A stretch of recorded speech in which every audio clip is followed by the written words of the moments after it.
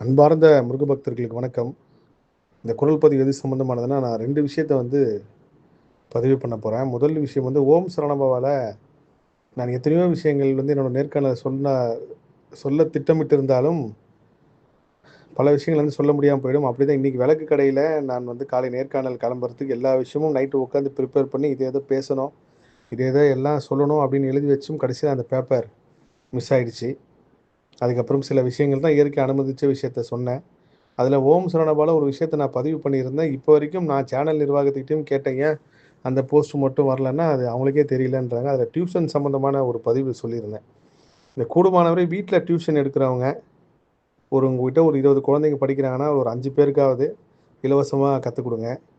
அதே சமயத்தில கூடுமான வரைக்கும் வீட்ல கத்துக் குடுக்காம டியூஷனுக்குன்னு ஒரு தனி இடம் வச்சு, நீங்க செய்றப்போ அது ஒரு பெரிய மாற்றத்தையும், ஏற்றத்தையும் குடுக்கும். நம்ம பொருளாதார சூழ்நிலை மிகவும் கஷ்டமான சூழ்நிலை தான் வீட்ல டியூஷன் எடுக்கிறோம். ஆனா அதில ஒரு சில விஷயங்கள் தொடர்ந்து ஒரு 50, 60 பேர நான் கண்காணித்து, அவங்க சொன்ன விஷயம் எல்லாத்தையும் கர்ம ஆராய்ச்சியோட ஒப்பிட்டு பார்க்கிறப்போ, இதற்கு இது தீர்வு அப்படின்னு சொல்லி வந்துச்சு.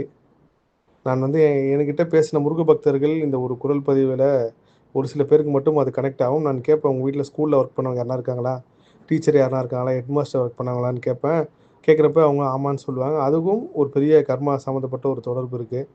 அதனால இந்த டியூஷன் சம்மந்தமா வீட்ல சொல்லிக் குடுக்குறவங்க, பொருளாதார சூழ்நிலையில கஷ்டப்பட்டு சொல்லிக் குடுங்க. குறைந்தபட்சம் ஒரு 5 குழந்தைகளுக்காவது நீங்க இலவசமா சொல்லிக் குடுங்க. கஷ்டப்படுற குழந்தைக்கு சொல்லிக் குடுங்க.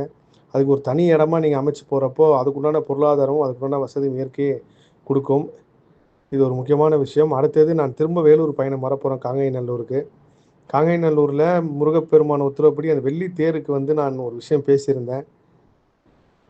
அந்த காணொளி மட்டும் ஐபிசி பக்தியில வரல. அது அது மட்டும் இப்போ வரைக்கும் அது சரியான விஷயம் தெரியல. அதனால நான் நேரடியாவே காங்கேயநல்லூருக்கு திரும்பவும் நான் அங்கருந்து அந்த வெள்ளி தேர் சம்மந்தமான பதிவ விரைவில் பதிவு செய்ய இருக்கேன்.